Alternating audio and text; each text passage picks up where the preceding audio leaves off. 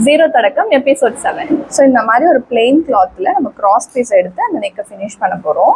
Cross பீஸ்க்கு நம்ம இந்த மாதிரி டயக்னலாக இந்த மாதிரி ஸ்கேலை வச்சுட்டோம் அப்படின்னா நம்மளுக்கு இந்த கிராஸ் பீஸ் வந்து நம்ம ஷேப்க்கு ஈவனாக ஸ்டிச் ஆகி கொடுக்கும்.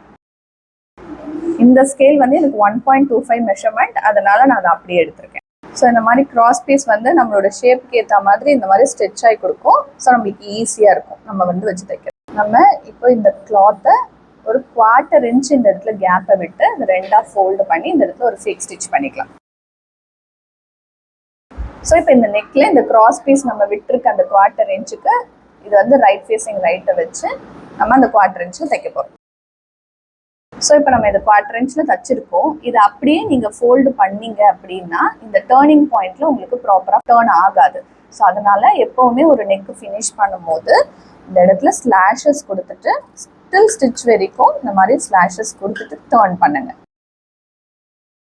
இதை டேர்ன் பண்ணி அப்படியே டாப் ஸ்டிச். இந்த கிளாத் ஃபுல்லாக ராங் சைடில் ஃபுல்லாக டேர்ன் ஆகணும். டேர்ன் ஆகிட்டு இந்த எட்ஜஸ்லேயே நம்ம ப்ராக்டிஸ் பண்ண அந்த எட்ஜஸ் ஸ்டிச்சஸை வச்சு இங்கே யூஸ் பண்ண போகிறோம்.